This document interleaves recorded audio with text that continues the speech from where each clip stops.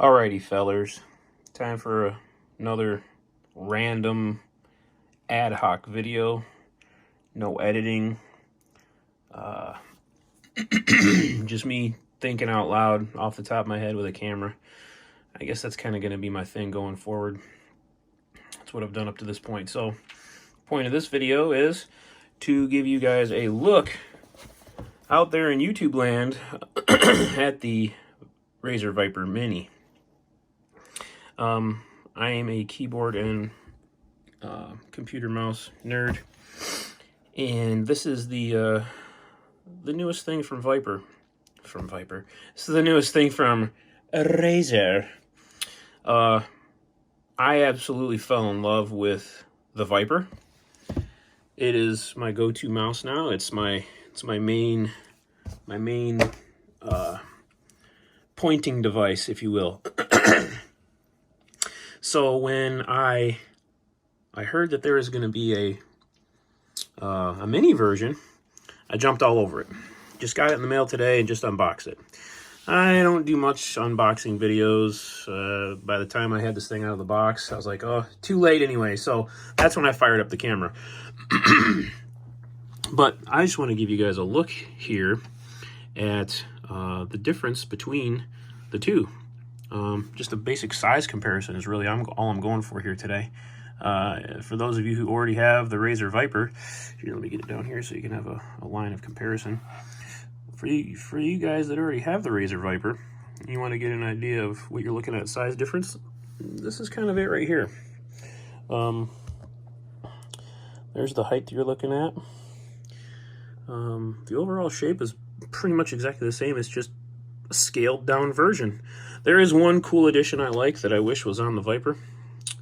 The DPI button is on top. That's way cool.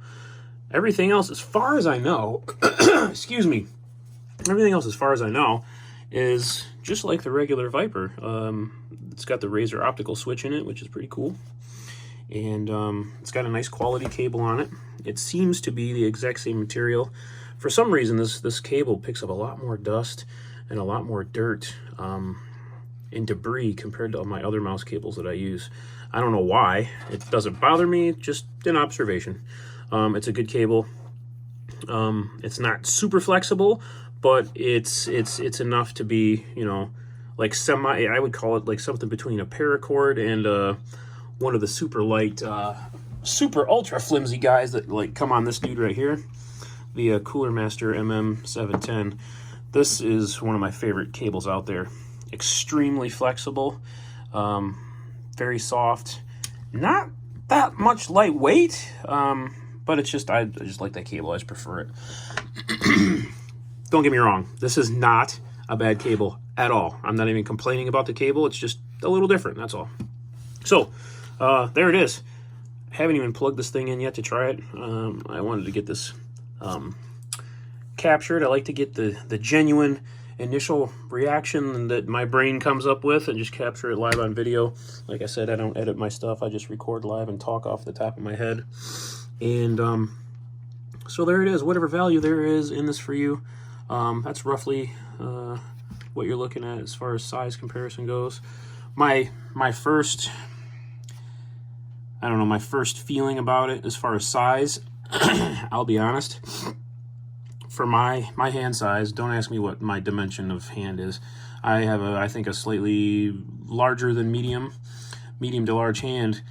This guy, initially it feels like it's a little small, but I'm gonna give it a try because I like I said, this thing right here, I've also said in videos, which you'll find, that I hate Razer. I do, but this is one of those things where I can't help but love it. This thing, when I play any FPS game with this mouse, it is literally the difference between night and day. I've tried not everything, but I've tried a lot. This is one of the more recent gaming mice I've been testing. I got a Glorious Model O. It's an okay mouse, very good quality mouse. I got to give those guys props. They made a nice freaking mouse. And there's actually things about the Model O that are better than the Razer, but the Razer has the perfect package. It's got the right size, the right shape, the sensor, the buttons. It's just the perfect package. However, it is not a perfectly built mouse. I hope that makes sense. But this thing, when I use it, I've never noticed that much of a difference in using a mouse as compared to when I use this mouse. I can hit any shot I want. It is ridiculous. It almost feels like I'm cheating. I'm exaggerating there a little bit, but it's to that level. It is an absolutely amazing mouse. It fits me perfect. And I think the main thing that I contribute that to, it's definitely not the buttons, because these guys have a little bit of play. They're slightly mushy, but that's not a deal breaker. I think the main thing is the shape. The shape is just absolutely perfect, in my opinion, for me. The shape of my hand, the way I play, the way I grip the mouse. I don't know what you would classify my grip as. I think it's closer to a palm grip, but that right there is what my grip looks like. Where my hand actually touches the mouse is right here, this portion of my hand right here. And then my thumb, and I grab the other side of the mouse with my pinky. And then my my ring finger does make contact as well. And then my fingers basically hover over the buttons and I operate them accordingly. So, you know, I don't know if that's really necessarily a palm grip. My palm isn't resting on it. It's not a claw grip. I don't know what you would categorize it as. Maybe a hybrid between a palm and fingertip grip. I don't know. Whatever. I never got too much into that nomenclature myself. But shape for me, perfect. Perfect shape, just a tad small, but I'm going to give it a try and see what I think, and report back any relevance to my loyal YouTube followers who I love so much, who I've never met, but I still love very much.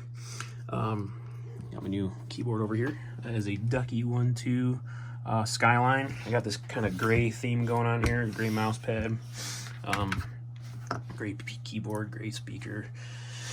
I like to mess around with colors and stuff and move colors around. So anyway, yeah, what else could I possibly say? It's out of the box. It's the same shape. It's just smaller. Buttons on top. That's really all there is to say at this point without trying it. I think the RGB is different. I don't know if this logo lights up. I think there's actually a light here on the bottom that lights up. But I'm anxious to try it out. I'm going to plug it in here, and hey, you know what? Why don't I just do it with you guys watching? Why not? Okay, I'm going in. Here goes. Check this out. This isn't going to be my permanent setup, but just to test it, I'll plug in the front here. Alrighty then. Ooh. Watching a little bit of Joe Rogan here, JRE clips. Anywho, okay. So chatty over here. Yeah, it's like real. So, yeah, it feels familiar. It's weird. It feels familiar, but at the same time, a little awkward because I can immediately tell the shape without looking at the mouse. I'm not looking at the mouse right now. I'm looking at my computer screen. Just immediately off the bat, you can tell the shape. I can tell what mouse it is, but it's smaller. So it's kind of funny. Let me do this. The DPI is too high. That's even higher yet. It's higher. It's too low. In my opinion, the perfect DPI setting is 800 DPI. Let's go put this on 800 and see what happens. Hopefully this video isn't too long for anybody and no one's getting upset. Mouse. Is this the mini? No, it said I had to restart. Let me follow directions like a good boy. Ugh. Restart. Ugh.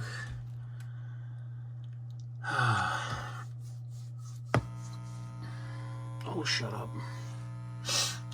So, what do you guys do in your spare time? Yeah, that's cool. That's nice. You watch YouTube videos about mice. Yeah, me too, actually. And keyboards. Oh, hey, my computer's coming back. Boy, this video is going to get a ton of awesome comments and just amazing reviews and views, I'll tell you. Look at this thing. It's just small. It's just a tiny version of this. It's a baby. It's a child.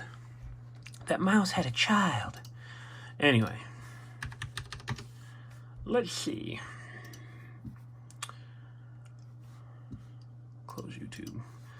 So I'm just moving it around. I don't have any really, I don't have any mice testing programs on here, like aim testers or nothing. I do my testing in real life, in FPS. Oh, let me tell you one more thing. You know, I totally overlooked this portion of it, and I really should mention something. I can't remember exactly what I paid for this, but I think this was $69 or $79 brand new. That's without discounts or coupon codes or nothing. Straight up, I bought it retail. And I think this mouse was 80 bucks. And even to this day, my opinion, worth every damn penny. Without a doubt, worth every penny. If you're looking for a high-performance mouse for gaming, or if you mouse a lot for your job, and you're constantly, you know, doing on-screen work and you want a good mouse, I'll recommend this thing to anybody, any old day of the week. Definitely worth 80 bucks. However, this guy's 39 bucks. Half the price. I can't believe that still. $40 for this? Get out of here. That is like stupid cheap. So, I don't know, man. I know I love this thing, but this little guy, that's hard to mess with. 40 bucks.